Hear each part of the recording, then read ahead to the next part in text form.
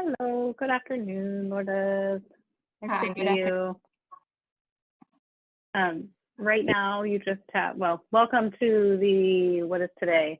October 17th, Metrics and Scoring Committee office hours. You have myself, Sarah Kleinschmidt, Allison Proud, and Ashley. Oh my goodness, Ashley, I'm so sorry. Ashley Balchley, who from the Oregon Health Authority. We do not have agendas for these hours. It is just for committee members to come on and if you have any questions for staff, questions about the program or materials, anything like that. It is recorded. And so we'll post the recording on the committee webpage. We will not do any minutes or anything like that. And you are welcome to stay the whole hour. You are welcome to pop on and off. We will be here the whole time, but it's, yeah, your time as best you would like to use it. Awesome. I've been briefly, I was on vacation, so I'm trying to get back on group here. But now I was just looking at the material and I just have a few questions. I know we're going to be reviewing the benchmarks for the metrics or the last 5 metrics that are left. And so I guess my questions was regarding the data available to review how the CCOs have done in the last, I don't know, 3 years. I know it's been very different with COVID and the impact there's definitely been an impact. So I was just wondering if there's more data that I can look at, review, or if there's a location for that I may not be aware of. So if you look in the packet of materials that Allison sent on Friday, fine, bear with me while I look at the emails because I want to name it correctly. And it's on the web page now as well. So it was at Friday at 11:20 in the morning when the email went out. And if you look at where the second attachment, it says benchmark selection handout, and then it says updated in a date. So if you look there, and you can look in the table of contents and you can just click and go to each measure. And actually, why don't can I share my screen right now, Ashley? Am I able to do that? Or am I not able to do that? Sorry, if I can find my unmute button. Yes, you can. And I do see that report. Bear with me 1 second.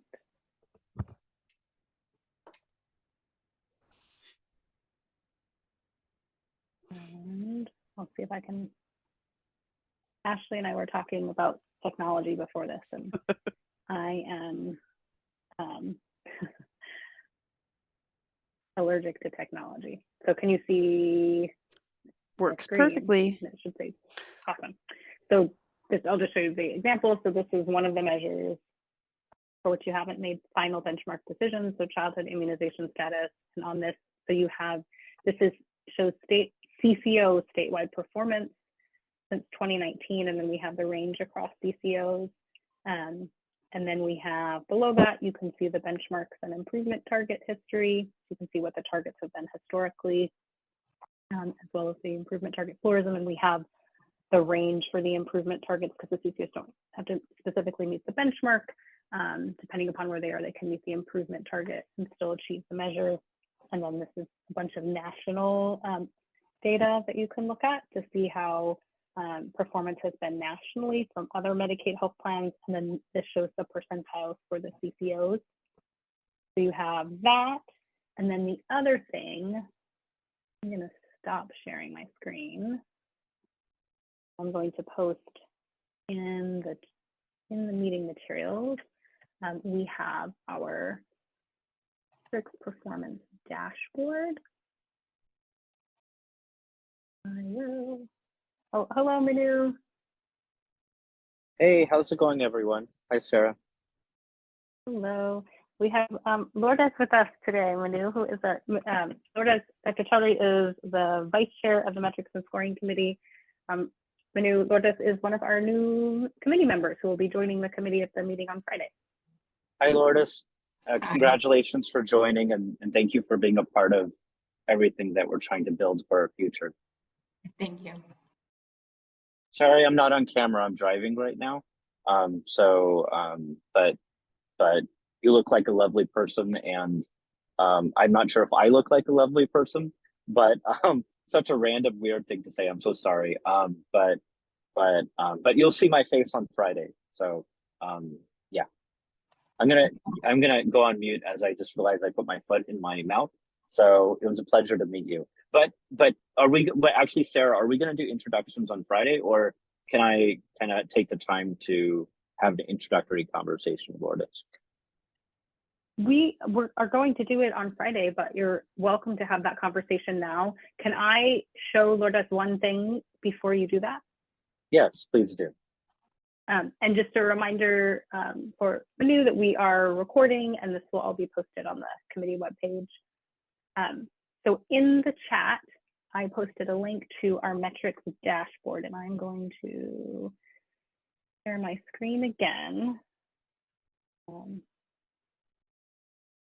And can you see the dashboard? Yep. So this is our annual dashboard for our annual report. And so before you look at anything in here, I would suggest read the background.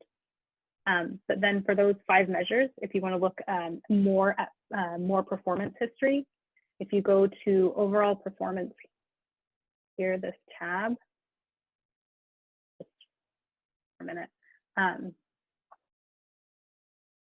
and then you can use this page, and the topic area is 2022 incentive measures. So you'll see all of the measures that we had from 2022. You can select a specific measure. I'll do childhood immunizations. That's one of the ones you'll be talking about. And actually, I'm not going to do that one. I'm going to do adolescent immunizations because you have more data. There was a specification change, which is why there was fewer years for the one that I just showed. But this shows for that measure. You can look and you can see each of the light gray lines is an individual CCO. And then this is the CCO statewide. So you can see more performance history. And then if you scroll down, it shows you each individual CCO from the previous year, 2021 to 2022. That's the most recent year for which we have full data. You can see how the individual CCOs were against the benchmark. And then the other thing I will note is if we go here, oh, I can't see because I'm sharing my screen. I can't see the very top of it. We go by demographics.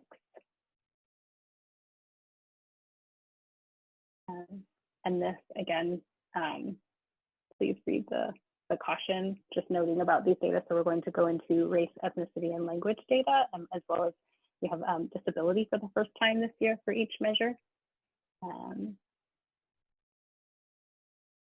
Go to dashboard, and you can kind of do the same thing.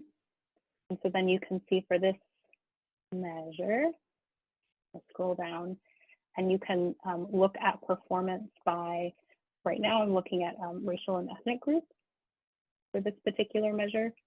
And you can, I'm trying not to scroll too quickly because I don't want to make people dizzy.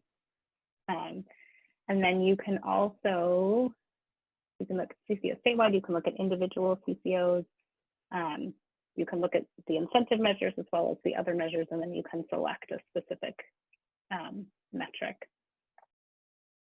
What else can I show you in here?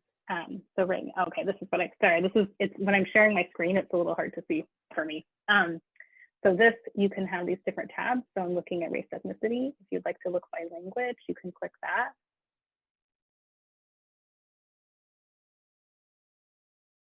And then it will show you the individual measure and performance by different language groups.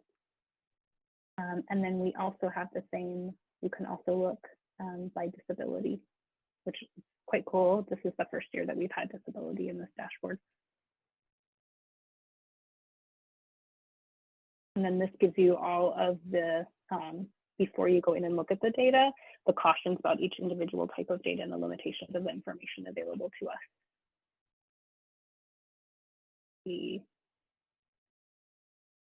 So we can see that as well. So that's additional resources for you in terms of information on each measure. We will also have subject matter experts if you have questions at the meeting as well. Awesome. Thank you. That's great. That'll be something good to look at later.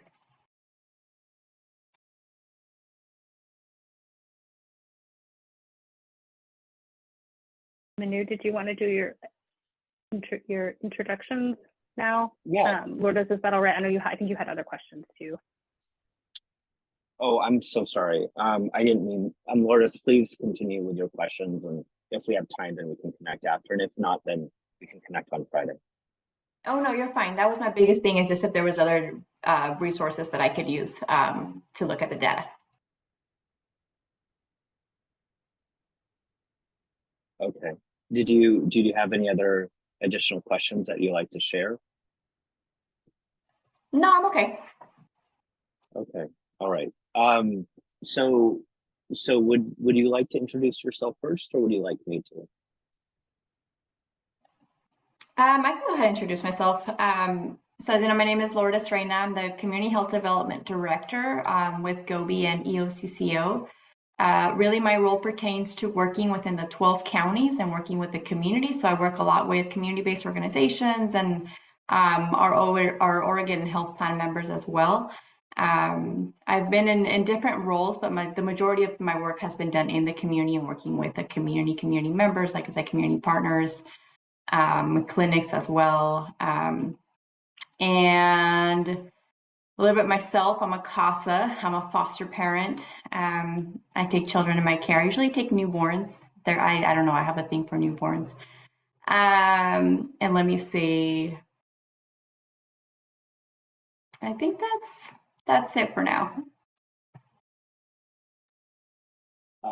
Wow, that's that's really inspirational that you're a foster parent. One of my colleagues at Capital Dental Care, she is also a foster parent as well, and she's also our director of outreach. Her name is Linda Mann. I'm not sure if you've heard of that name before, but yeah, just really amazing stuff. She just I don't know how you guys do it in terms of having the emotional bandwidth and to be so courageous to walk through that. So that's really cool that that you provide that care to the community. A little bit about myself is that for the last few years now, almost 4 years now, I've been serving as president of Capital Dental Care. And so Capital Dental, we're a dental care organization in the state of Oregon, much the same as you've probably heard of or collaborated with ODS, which is largely affiliated with the EOCCO. And in addition to the role that I serve with the organization that I'm a part of, I also have served on a number of different OHA committees, including the Healthcare Workforce Committee, Health IT Oversight Council. And we just wrapped up as the HAE work group, which I was a co-chair of. And now for the last year or so, I've also been serving on the Metrics and Scoring Committee. And I'm really happy to be here. And everyone on the Metrics and Scoring staff, including Sarah, has been very patient with all of my silly questions that I ask.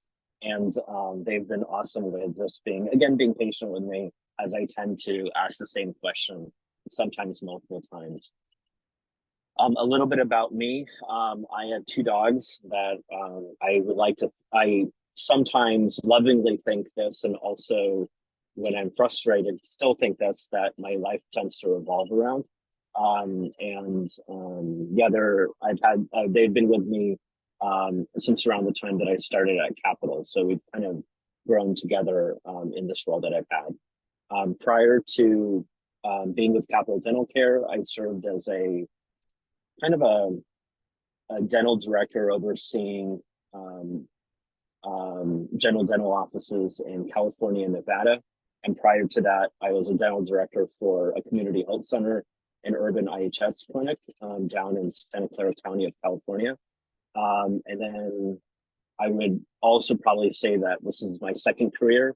And my first career, I worked as a process development engineer for a biotech company for a number of years before I decided to go back to school to earn my degree in dentistry.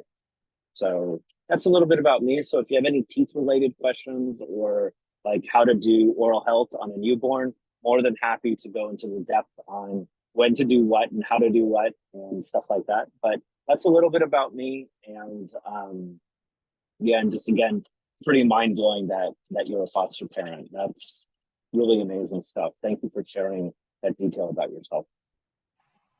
Thank you. I think that's one of my toughest jobs, actually. I think being a foster parent is the most difficult job I have. And like you said, it's those emotions and learning how to detach when you're not ready. But it's been a great investment, I feel like, in the children. I worked a lot with early childhood throughout my career.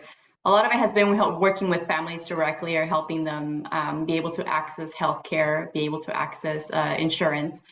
But throughout my time, that's probably one of the biggest things that I said is if I worked so long in early childhood that I said, I think I could do early childhood. I think I could do 0 to 5. And I think I could provide them with a good foundation to start. So that was my goal with when I started. I said, I'll provide a foundation for them, wish them the best, and hope that I provided them with as many tools and sustainability and love that they would be okay at growing up. So that was one of my biggest goals. And I worked a lot with Advantage Dental here in our area, providing dental care for our kids and making sure they received or had access to care. Back in the days when OHP wasn't accessible to undocumented children, we used to look for funding to look for someone to provide the dental care for kids. And that was probably one of our most expensive projects, because dental care can be very, very expensive. So it was one of our goals, and we worked a lot with dental providers that would come and provide free services to our children. So it's been a lot of work, and we've come a really long ways, I think, from where we are with our healthcare and the OHP and what people can or who can apply for it. So it's been great, I think, in overall learning. I started in healthcare when Cover Oregon started. And that's when I initially moved to Oregon. I came from Washington. And so it's been quite a road, but I think it's been a great work overall. Thank you for sharing that. And then, sorry, I can geek out on teeth, and so just to share, and I'm not sure where your resources may lie, but Linda Mann, whom also is a foster parent that I introduced earlier, we really built over this concept of having mid-level dental providers providing a lot of outreach efforts in the community, whether it's through expanded practice dental hygienists or dental therapists, and even leveraging teledentistry to break down geographic barriers of access. So if that's what you're encountering in your current role, or just plainly curious to see what can be done now relative to what your previous experiences are, then I'm more than happy to connect both of you to provide additional support. I completely agree. And my personal vision for Capital and myself is, really, how do we get a lifetime of health or oral health for any person or any individual? And so, yeah, please let me know. More than happy to connect the dots with that for you if that's what you're currently encountering in your role. Yeah, that would be great. I think the difficult pieces were in rural and frontier areas, and I think any access to care, whether it's dental, physical, or behavioral health, is a little bit, it's just more difficult to access in our service area. So yeah, if you can make that connection, I think that'd be great. Yeah, I would love to. And then right at the beginning of COVID, at the end of 2020, Capital Dental Care ended up getting authorization from the Oregon Board of Dentistry to mail out fluoride varnish so that during the telehealth visit, after nutritional counseling and review of what's going on in the mouth, through the audiovisual technology, the member or the caregiver of the member applies fluoride varnish directly on the surfaces of the teeth to really help drive for preventive concerns when we have these geographical barriers of frontier or more rural areas. And so we still deploy that and employ that in a lot of different communities that have challenges, like rural Lane County, for example, is a great example. So, but yeah, I'll go ahead and connect both of you. If you don't mind, it'll be after I'm driving. So, and you know, kind of at the end of the night, if that's okay. And my end of night is like 3 a.m. I know everyone it's silly with that. I'm okay with having that recorded, but just like FYI, it'll probably be between 2 and 3 a.m. tonight. Yeah, so yeah, I'll go ahead and connect you, and then hopefully that can help kind of expand awareness of prevention. And the other thing that we really invested heavily in is community health workers. And so we now have community health workers with our expanded practice dental hygienists or dental therapists who are then really connecting the dots and helping people walk through the health system as opposed to getting blocked through it. But I'm personally a big believer in CHWs and THWs with expanding occupancy care. I would completely agree with that. I'm a CHW as well. No way, that's awesome. Oh my goodness. You should have led with that. But I mean, I like you anyways when you said the foster parent, but that's so cool that you're a CHW as well. Okay. Okay, cool. I know that you and I have been talking for like 10 minutes, and Sarah and Allison, you know, and others, and Ashley, I'm not sure. Would you guys like to engage in the conversation as well? This is about you two. So however you want to use this time, we're happy to answer questions or find resources for you. Okay. Okay. I did have a question for office hours perspective. Lourdes, is that okay if I shift the conversation, or would you like to? You're more than happy to ask me anything. What would you like to do, Lourdes? It's okay. We can switch the conversation. Okay, perfect. Okay, great. So the question that I have is on Senate Bill 966, and I haven't had time to read through all of it. It was a lot longer than I expected. And I was wondering if Sarah, you can kind of give an overview of Senate Bill 966. Sure.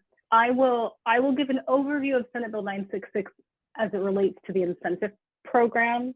As you alluded to, it includes changes that are not about the incentive program. So, for example, there were some updates around the All Payer All Claims database that are really more kind of housekeeping type items, are some of the other things. In terms of the program itself and the changes that come out of Senate Bill 966, I will talk in more detail at our meeting on Friday, but in terms of the incentive program, there are a few changes, and some of those impact the decisions that you will be making, not on Friday, but where you'll start making decisions over the next year. And so for that, there is a kind of an intentional shift to the program to create space for both upstream measures, which the bill defines as things that impact the social determinants of health, as well as separate space for downstream measures, which are generally things that happen in a clinic, but not always. And in the bill, it defines downstream measures as things which are measures which are included in the Centers for Medicare and Medicaid Services Medicaid core sets. And so that is a set of healthcare quality measures that has been in existence for some time that CMS creates. And until recently, Medicaid programs would get to kind of pick and choose which of those measures they would report to CMS. However, that has changed, and now CMS requires that all state Medicaid programs report to them all of the child measures, and then of the adult measures, all of the behavioral health measures from the adult set. You don't get to pick and choose anymore. You have to report at least those. There's some mandatory reporting. And in the bill, it says that for those downstream measures, you, Metrics and Scoring Committee, will select downstream measures from those CMS core sets. You will not be restricted to just the behavioral health measures from the adult set. You can choose any of the measures from the adult set and any of the measures from the child set. And so that will impact the decisions that you make about 2025 and beyond. And so those are the decisions that you'll start thinking about after this next meeting. In terms of those upstream measures, the bill requires that the Metrics and Scoring Committee include at least 4 upstream measures beginning in 2025. And it directs the committee to prioritize 4 measures through the end of our current Medicaid demonstration waiver with CMS, and that goes through 2027. And the 4 that it directs you to prioritize are all in the incentive program right now. One of them, Lourdes, will be, I think, meaningful for you. It has to do with kids who are in foster care. And it looks at the timeliness of their health assessments for mental health assessments, dental health assessments, and physical health assessments. The official name of it is Assessments for Children in ODHS Custody. So it looks at kids who are kids and youth entering foster care. So that's one of them. The other is on meaningful language access. So this looks at ensuring that folks who would like an interpreter for their healthcare needs actually have an interpreter. The third is looking at screening for health-related social needs. So this is looking at, it looks specifically at, screening and referral. And it looks specifically at housing, transportation, and food insecurity. And it's in 2 parts. There's a part that we're in now, which is structural, it's kind of building that foundation to ensure that there's successful pathways in place to screen folks and then connect them to the services that they might need. So it starts with that structural component, and then over the years, we'll shift to a more quantitative measure. And then the third is around the social emotional health of young children. And this is a measure that it's part of a broader strategy that the committee had endorsed back in 2019 around the health sector's role in getting kids ready for kindergarten. And as part of that, there was a work group that put together a whole host of recommendations. And they said, you know, there's not like just one thing that the health sector can do to get kids ready for kindergarten. It's multiple things. And so as part of that, there are 2 other measures that are included in the program. I'm kind of digressing, I'm getting away from 966, so I won't go into the details about this.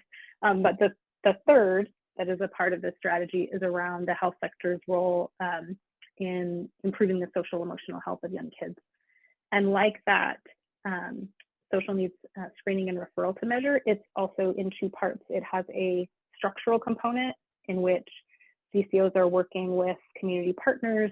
They're engaging in some asset mapping to see what resources they have to support young kids working 0 to 5 in having their social emotional health needs identified and addressed. And let's see, and then that measure as well will shift to a quantitative measure. The timeline for that, though, for shifting to the quantitative measure is 2025. So one of the things we'll talk about at the next meeting is your draft work plan for this next year, and making sure that the folks, the measure stewards behind that measure can come and talk to you about what that will look like shifting to the child level measure. So back to 966, those are the 4 measures that it says to prioritize as upstream measures. And you have to choose at least 4 beginning for next year.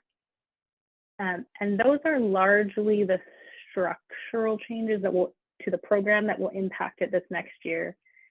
The other big thing is that the bill requires OHA to study the incentive program to such that it is primarily focused around health equity.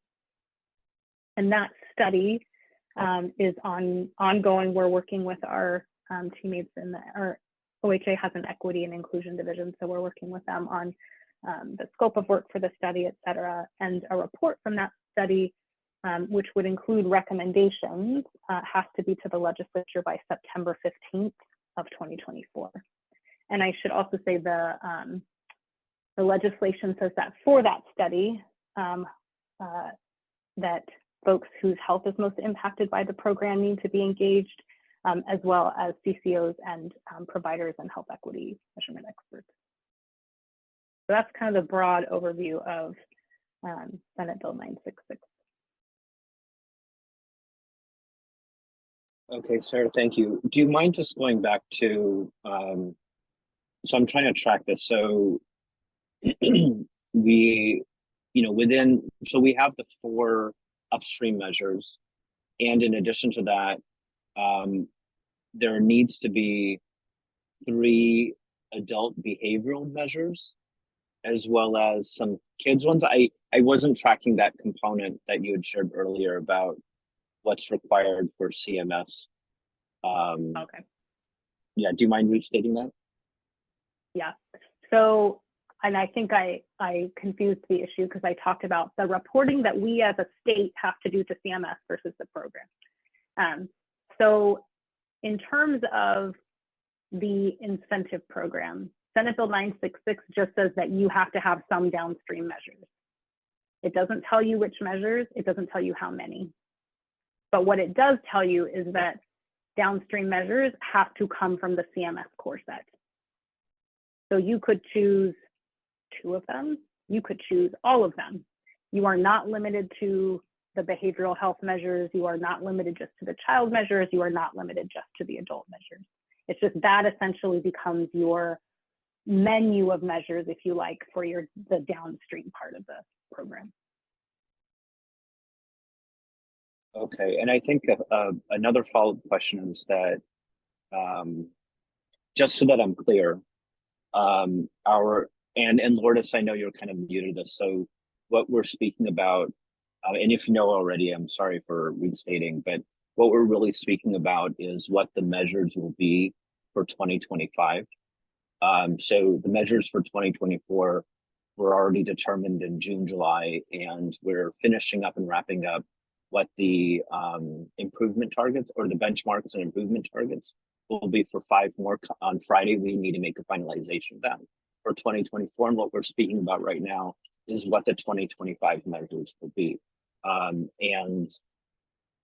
the follow-up question that I have is that I know that I think you've already stated this, but I'm just restating for clarification, Sarah, is that the measures that are selected for 2025, not all of them have to be part of the CMS core set, plus the 4 upstream, but rather we could theoretically have only 2 from the CMS core set, 4 from the upstream, and then other things that we believe are critical to advancing the measures that we've been a part of so far, like for example, the adult with diabetes, with adult with diabetes oral examination. Is that correct? Not almost, not quite. So Okay. in terms of the upstream measures, you have to have at least 4, and you're meant to prioritize the 4 that I mentioned that are part of the set already, prioritize those through 2027. So that's upstream. In terms of downstream, you cannot use anything that is not on the CMS core set with one exception. The only exception for downstream to the CMS core set is if there is not anything on the CMS core set about adult oral health, which currently there is not, but I know many of you know, CMS is considering adding some adult oral health measures to the core set. And the reason they don't is because a lot of states don't. The reason the CMS core set doesn't currently have adult oral health measures is because a lot of states don't cover oral health for adults. We do. We think it's important. And so the way the legislation is written is for those downstream measures, you cannot use anything that is not on the core set, except if the core set doesn't have adult oral health measures, you could choose another nationally standardized adult oral health measure. So for example, right now there is in the incentive program, there is a measure, an oral evaluation for adults who have diabetes. And if there's nothing on the core set has to do with oral health or dental for adults, you could continue that measure, or as a committee, you could say there's some other national measure that has to do with adult oral health that you would want to incentivize. But that's the only exception. Everything else for downstream has to come from the core set. Okay, okay, thank you. And then in light of oral health, based on what you're sharing, is our dental preventive service measure a part of the CMS core set? For some reason, I believe the CMS core set for the pediatric oral health population was favoring more sealants and caries risk assessment, as opposed to the dental preventive service measure that we have in place right now. So it does not, so currently the child core set, it does have oral health measures, but it does not have the measure that we currently incentivize for kids, which is preventive dental and oral health services. There are 3 measures that are currently on the core set that for kids that have to do with oral health. One of them is oral evaluation for dental services. And sorry, I should step back and say all 3 are Dental Quality Alliance measures, which is it's a part related to the American Dental Association. And so the first is oral evaluation for dental services. The second is topical fluoride for children. And then the third is sealant receipt on permanent first molars. So what this committee what you'll have to do, not Friday, but after Friday, as you think about your decisions for the next year, you'll have to decide, do you want to have oral health for kids? I'm thinking you do. It's real important. And it's actually that larger kindergarten readiness strategy that I was talking about, that the social emotional health measure is a part of. That preventive dental measure is a part of that, because as a work group, it was recognized that oral health is actually really important to kids being successful in school. And so what you would have to decide is, of these 3 measures, which of them might you want to replace, take that preventive dental measure and replace it, or you could add all 3, and it's up to you. Okay, perfect. That's really helpful to know. And just for my clarity on what is possible versus maybe me overthinking things, as the decisions are made, is it possible to lean on what our current and past utilization levels are, or performance measures are based off of utilization data that we have? Or would that information not be accessible to make a determination of what the future pediatric oral health measure or measures can be?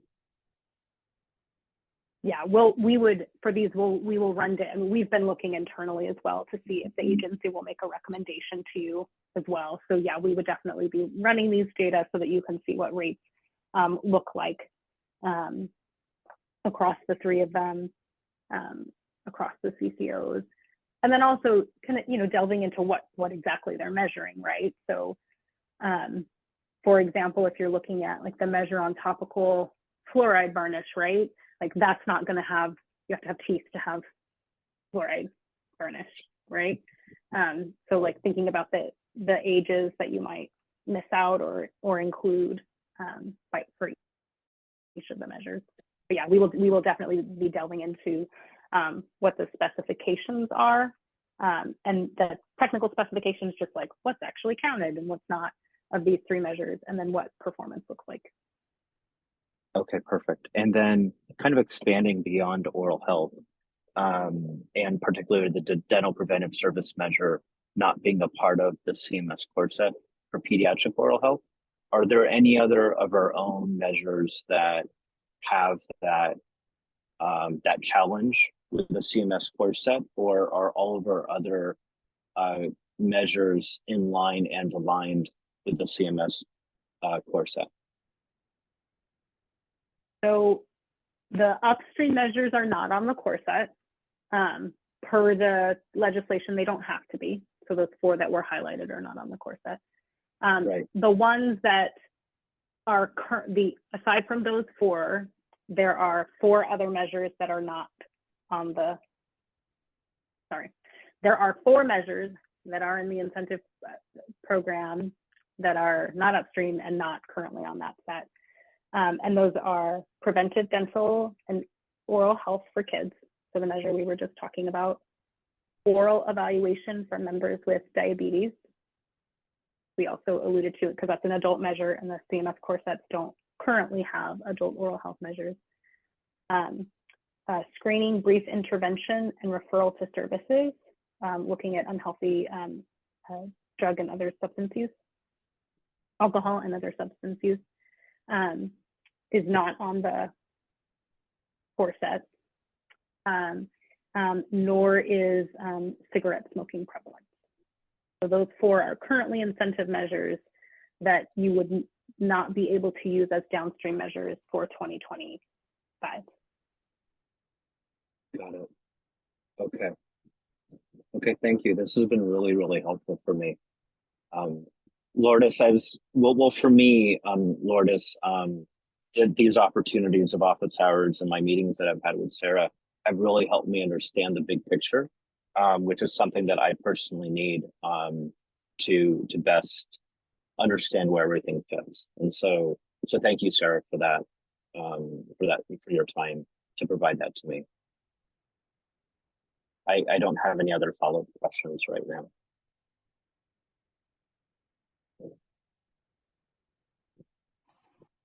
This is great. Definitely learning a lot.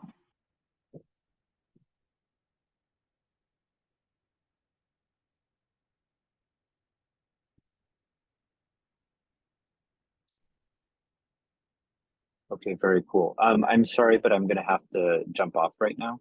I have to run to a meeting in just a minute.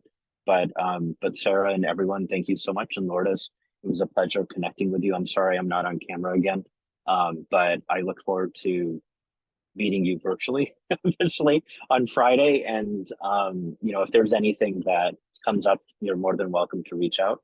And I'll be sure by the end of the day to connect you with Linda Mann, who's Capital's Director of Outreach. Sounds great. Thank you. I'll have to hop off as well. I need to go to the next, I have a little catch up I got to do on emails, but thank you so much for the information. I appreciate all your help today. See you And it was Friday. nice meeting you as well. Yeah, thank you. All right, take care. Have a great afternoon, everyone. Bye, Manu. Thank you. Appreciate it. Bye. Yep. See you Friday. Bye, Lourdes.